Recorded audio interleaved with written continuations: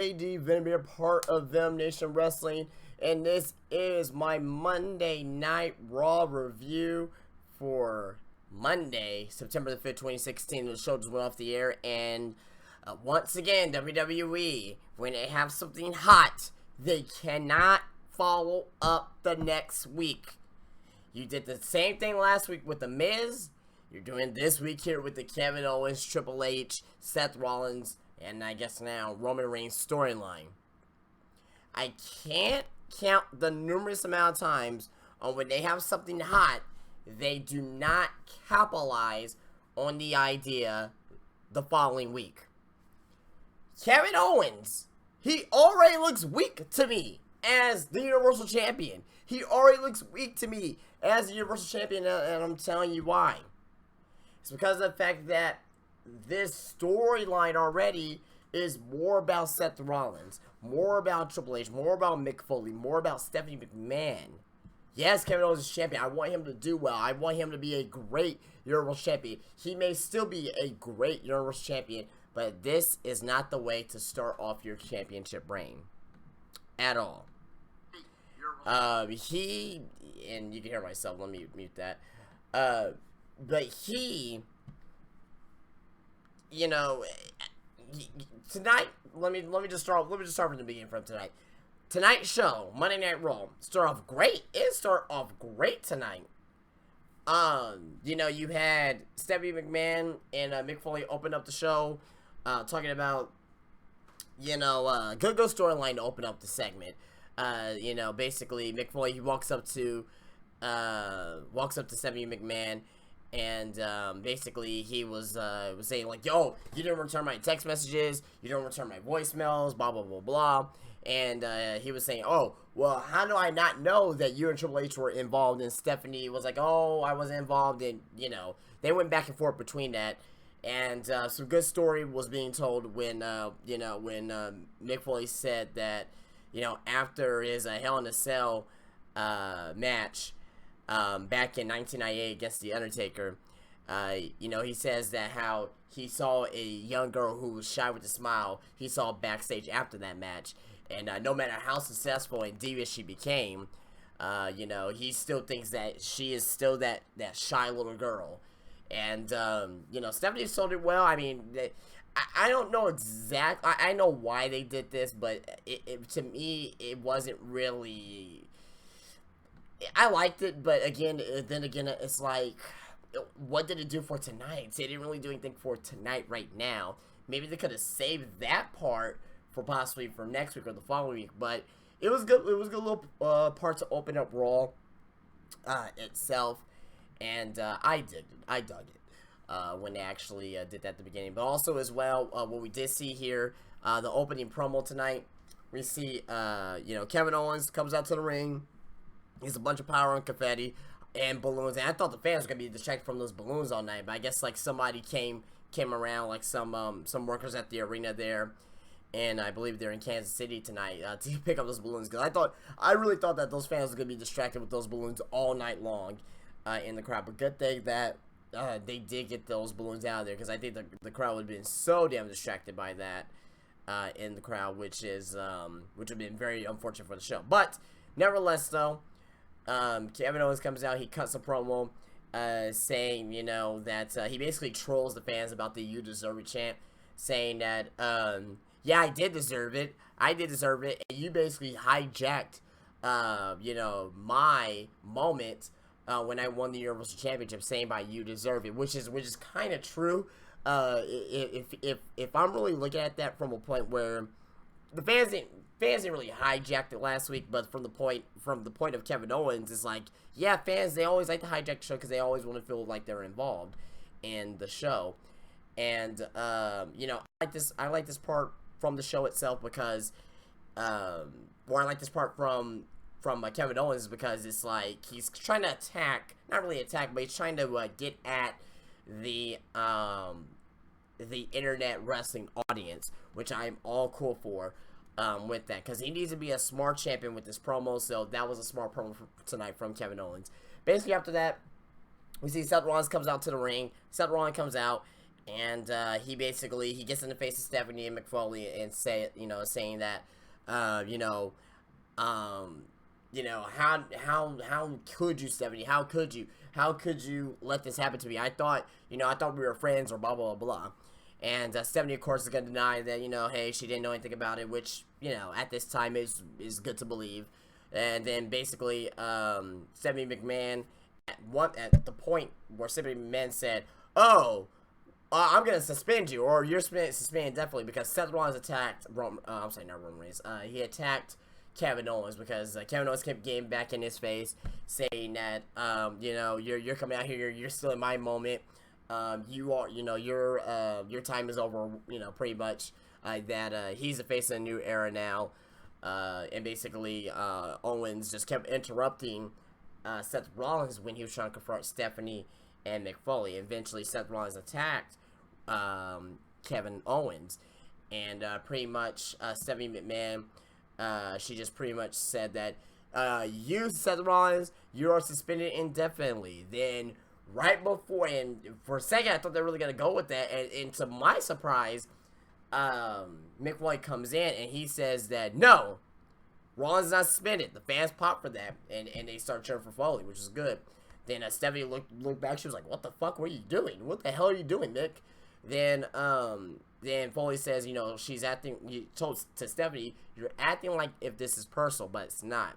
And he says, this is Raw, we don't hand out suspensions, we hand out rematches. So that was pretty cool from Foley. And so basically he just made the call and saying that at Clash of Champions is going to be Seth Rollins versus Kevin Owens for the Universal Championship.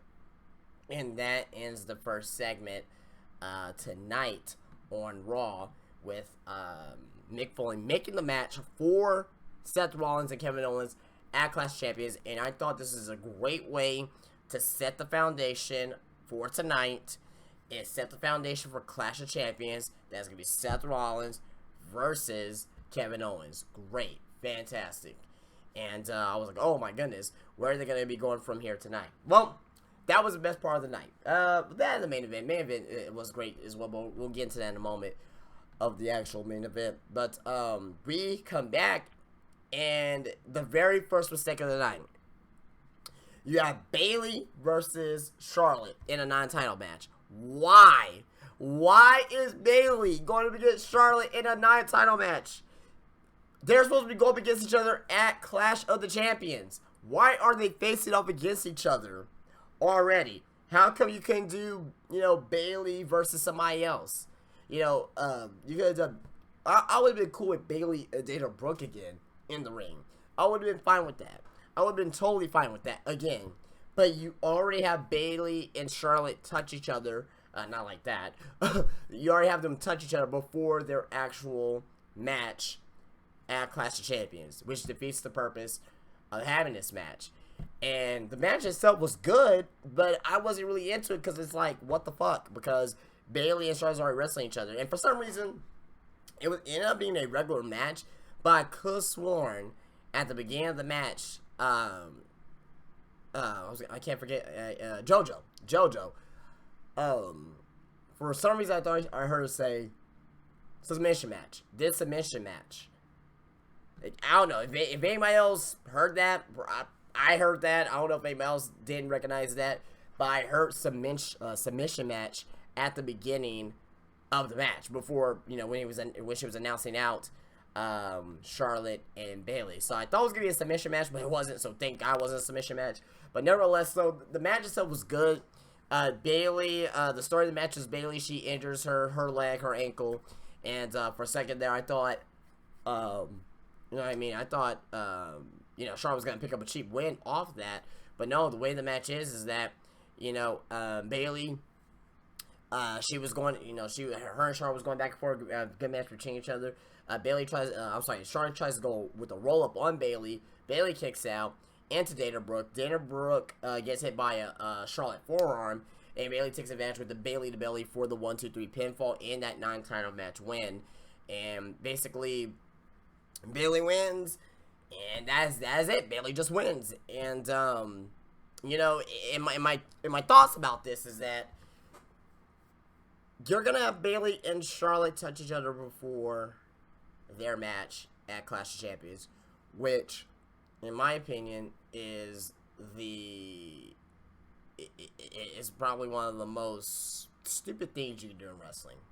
How many times have we seen where we've seen like tag team matches or even matches of one-on-one contests like before their pay-per-view match?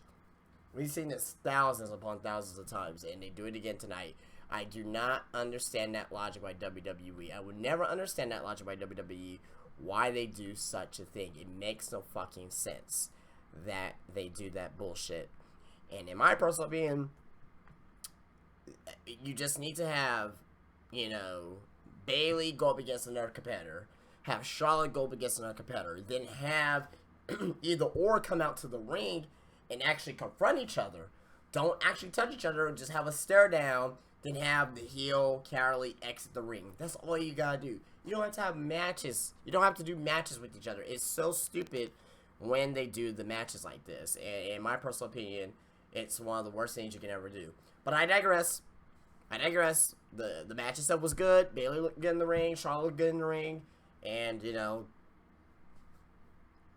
I really don't have much else to say about it. I mean, they just looked good in the ring, and, that was about it. It wasn't anything special of the match that they had, but it was alright.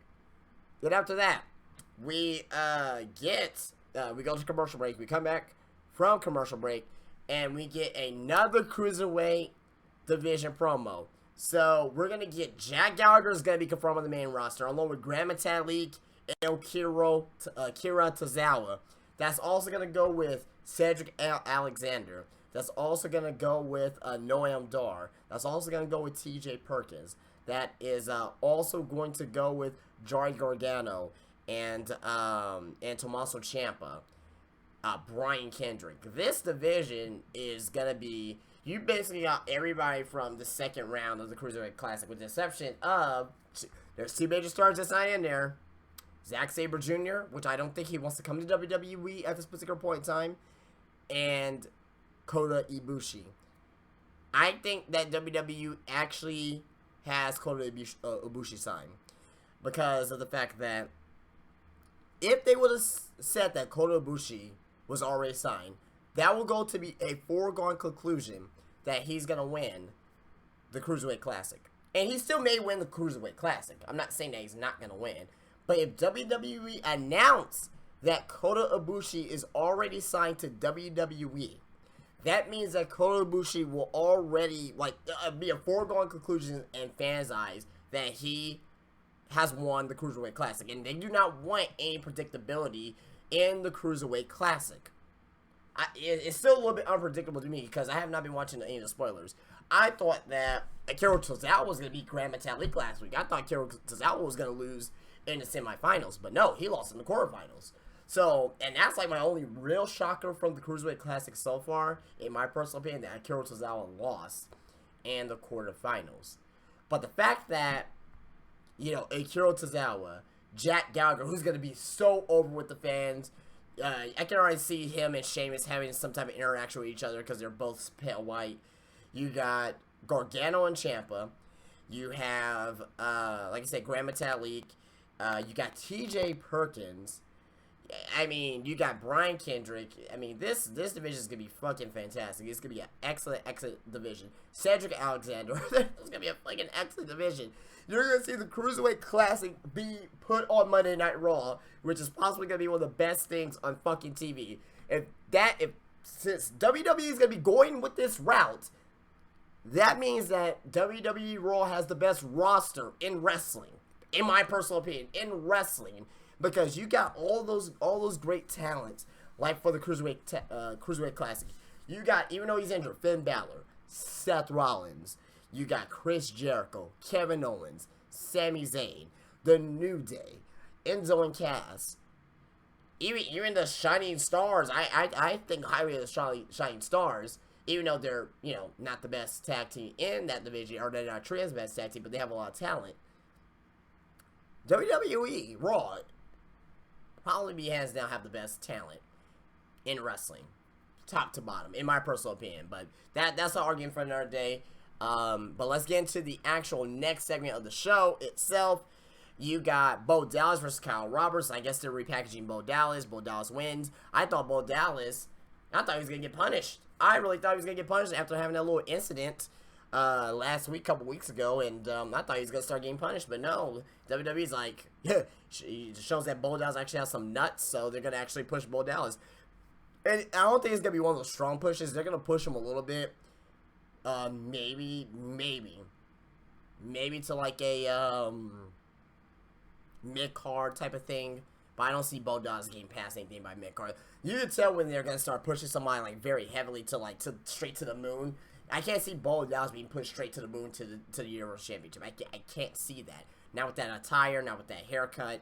If anything, he needs he needs to get rid of that singlet. He needs to be more, and I didn't like the tight whitey diaper trunks, but maybe just like some regular tights. Maybe some regular tights. Maybe if he cuts the hair a little bit, trims it a little bit, to be a little bit shorter, grows a goatee. He had the goatee going pretty well. Grows that goatee back, cuts his hair a little bit, be in regular tights. Get some nice elbow pads, get some nice knee pads, make them look a little bit bigger in the ring, look more menacing, and then you may have a star in Bo Dallas. But right now, I don't take this push seriously at all from Bo Dallas, even though he squashed a clueless Kyle Roberts, who is another local jobber that WWE decided to bring on for tonight. But yeah, Bo Dallas wins, and yeah.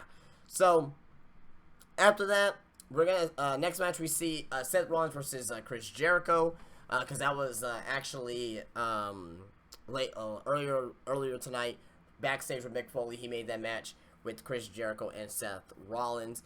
Basically, this match overall was a pretty damn good match between Rollins and Jericho.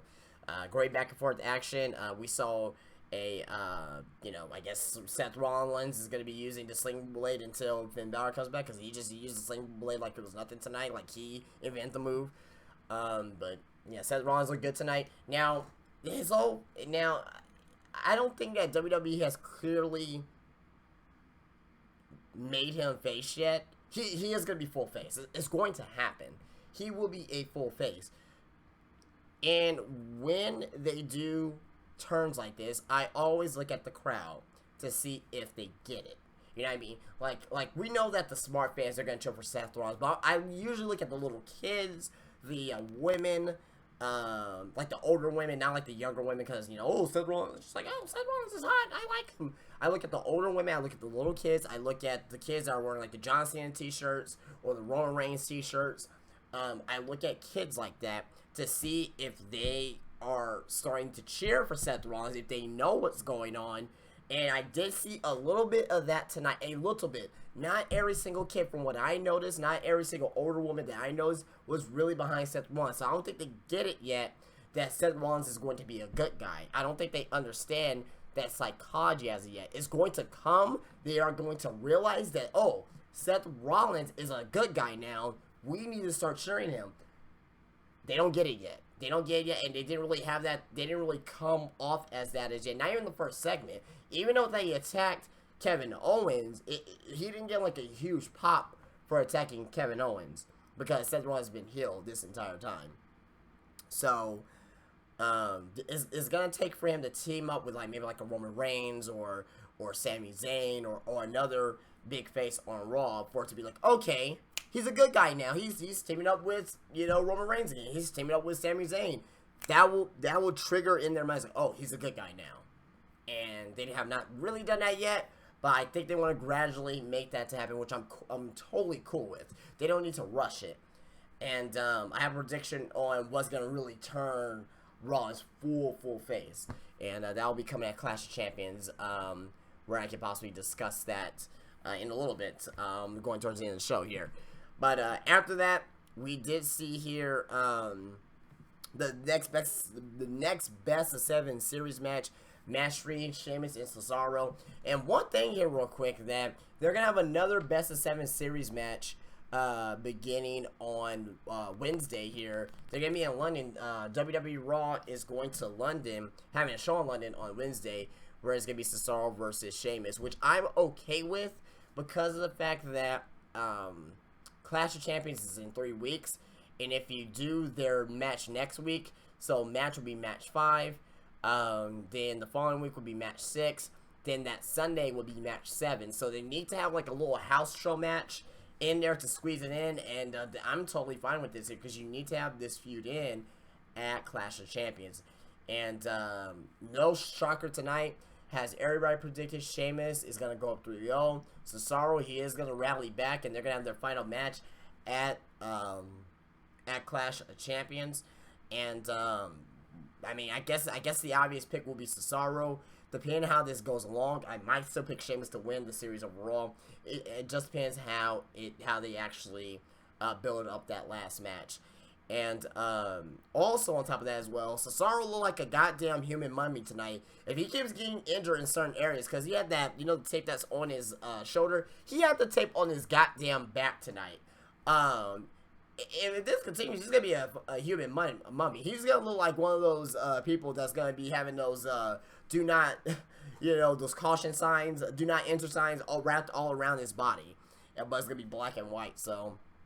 But Sheamus wins tonight after hitting a bro kick on Cesaro. Sheamus goes up 3-0 in the best of 7 series, but we all know that, Cesaro is going to be making that comeback in these next upcoming matches, and they're going to have match 7 at Clash of Champions. That's what's going to happen. That's the writing's on the wall with that. Alright, next match we have Nia Jax versus Ann Espito. And Nia Jax is not like most men. She is not like most men at all. She probably has a bigger penis than most men. And Nia Jax, she just came out here. She just, showed her dominance tonight. And she beats Ann Esposito with a squash win. She just beat. It was a quick match. What can you say? It was another squash match. And pretty much we come back from break.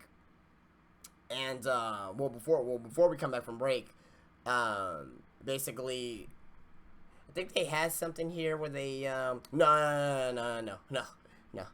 never mind. That's what's gonna be coming up next year. All right, so we come back from break. We see Luke Gallows and Carl Anderson come out to the ring, and they want to show us a glimpse into the new. And this is the worst segment of the night. It's probably one of the worst segments of the year, and I can't believe the New Day is always involved in these segments. I love the New Day. They're one of my favorite tag teams in a long time in WWE. But for whatever reasons, some of the worst segments of the year has involved the New Day, believe it or not. So Luke Gallows and Carl Anderson come out to the ring. They show us a glimpse into the future of the WWE Tag Team Champions, the New Day. So they come out as the old Day with a slower version of their theme. It was like a screwed in, chopped up version. If you're from Texas, you're from Houston, you should know what screwed in, chopped up is. If you're not from Texas or Houston or really anywhere in the South, that probably went over your head. But seriously, it was like a screwed and chopped up version of their intro song. Pretty much 3 senior citizens coming out as the New Day, Big E, Xavier Woods, and Kofi Kingston, and it was one of the worst segments. They were like talk. It was bad. You had the New Day come out, and pretty much it was like the mirror image. Gallows and Anderson leave the ring, and New Day just attacks the elderly New Day. It's so stupid. One of the most stupid, pointless segments that I've seen in Raw in a very long time. It didn't make sense. I didn't like it. It was dumb. It was retarded.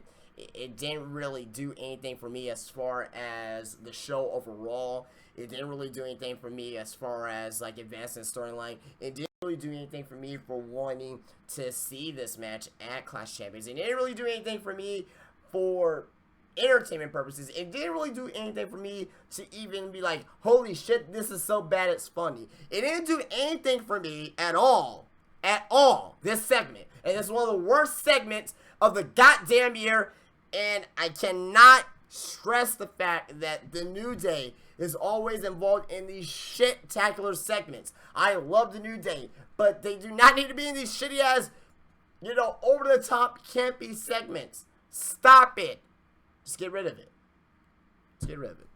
Alright, but anyway, that was the end of that segment. Thank God. Then we see Jinder Mahal versus Darren Young.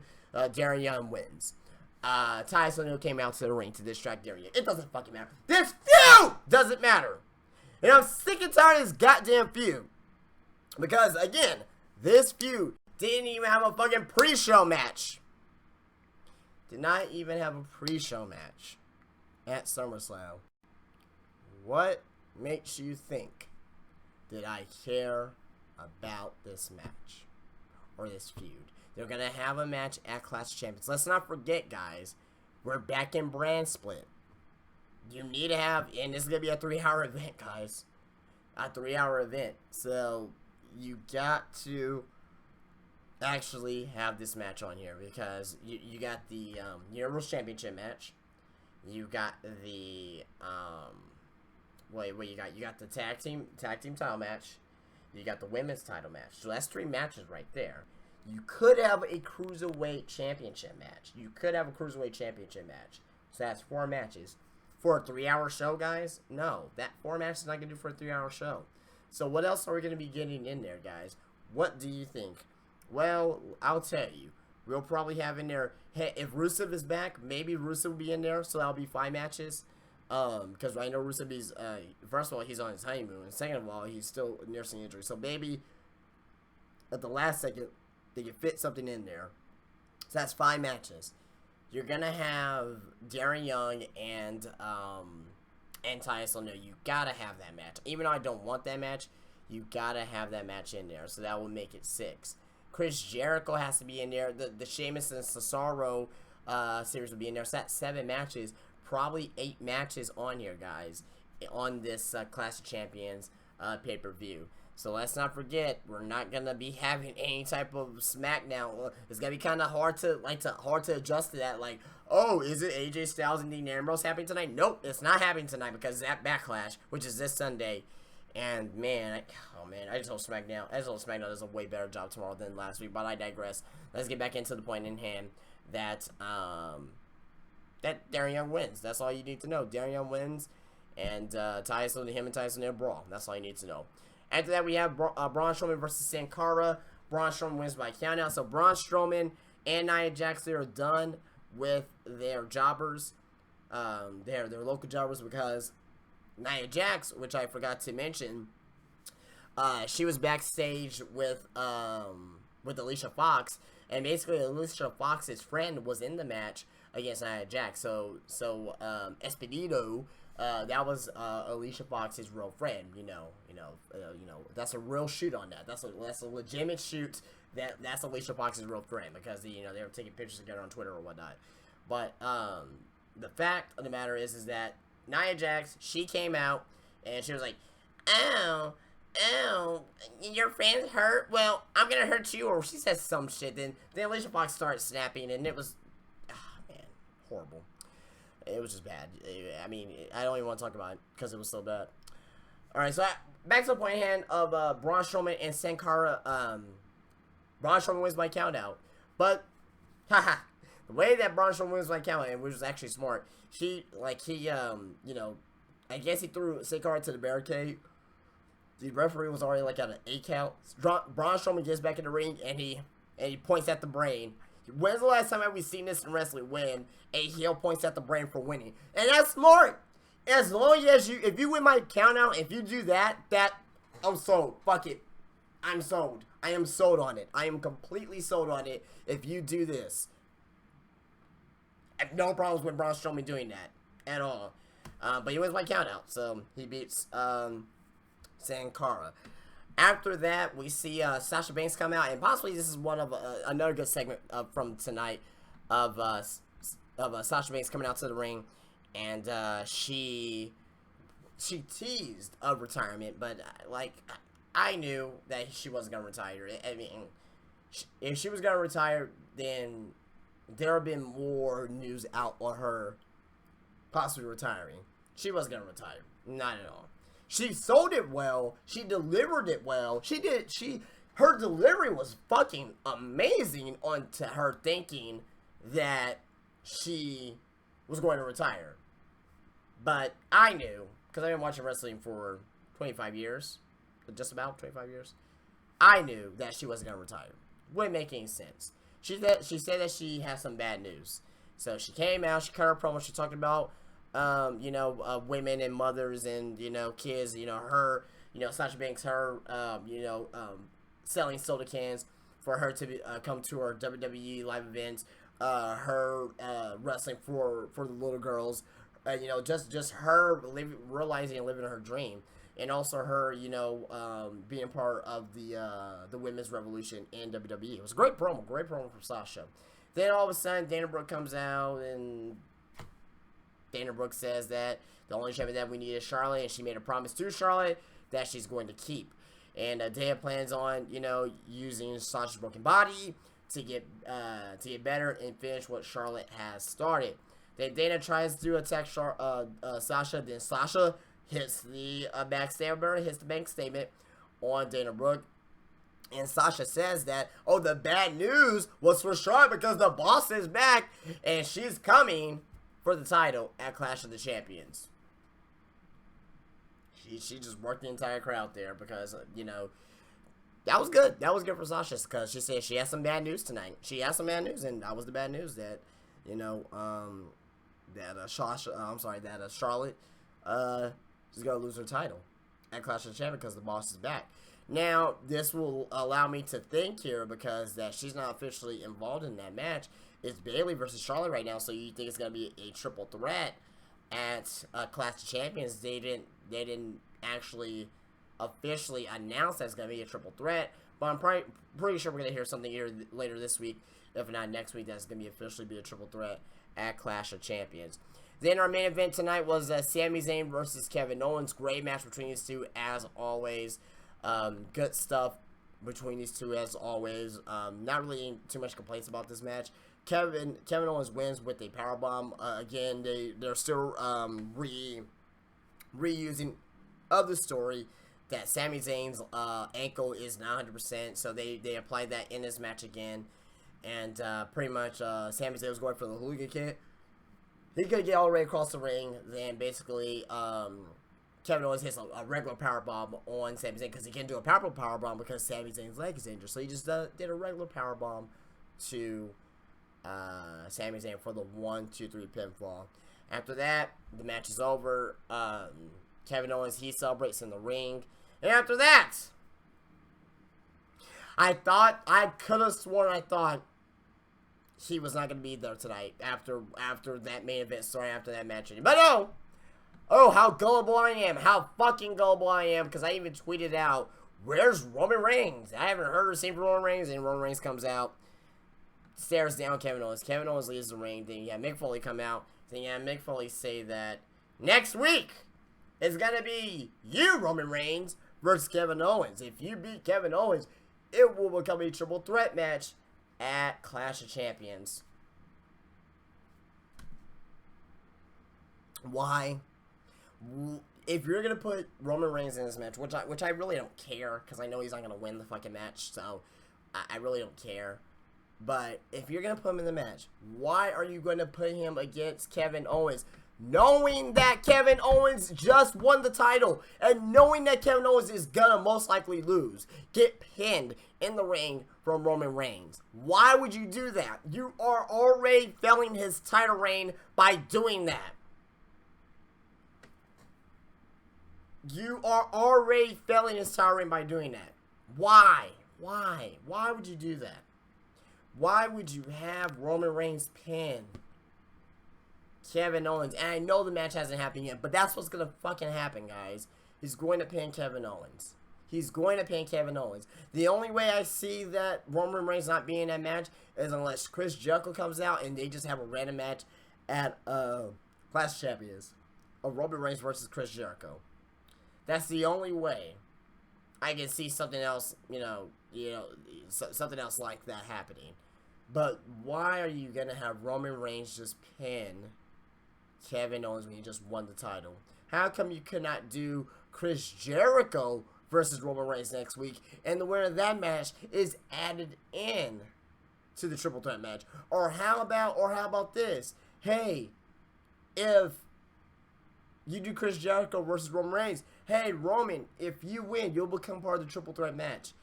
But if Chris Jericho wins, he will, like they'll just do something special for Chris Jericho. Like, he will get another shot anytime, but it's not going to be at Clash of Champions. He'll get a title shot at, well, not at any time, but a future world title shot.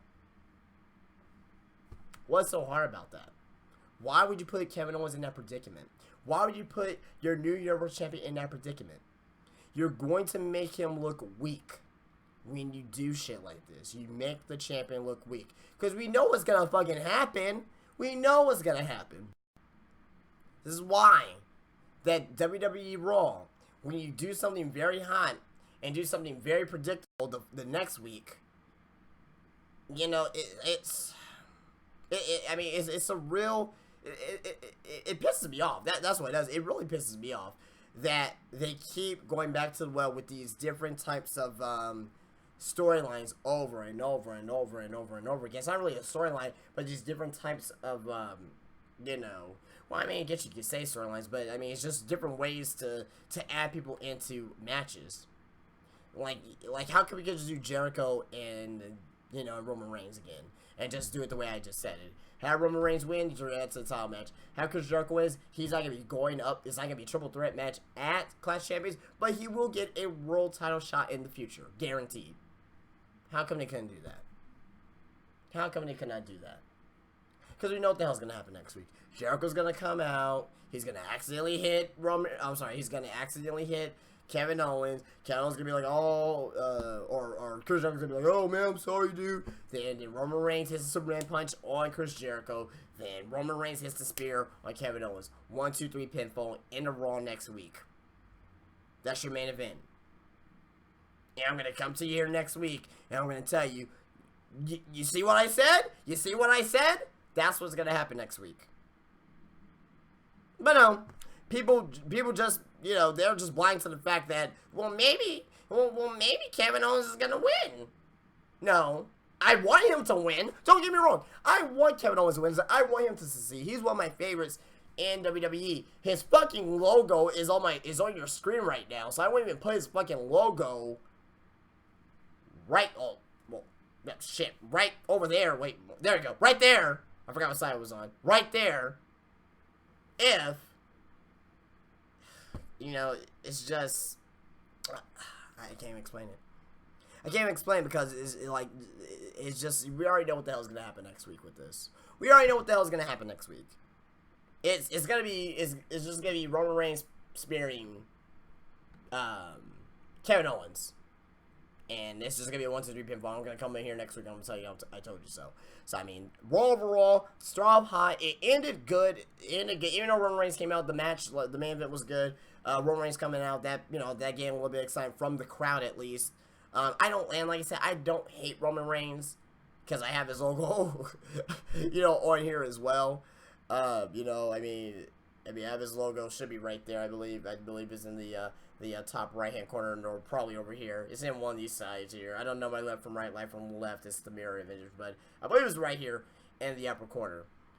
But, because I like Roman Reigns, I mean, I'm not, like, a huge fan of him. I'm like, oh, well, he's underrated. No, I think he's probably rated where he's at.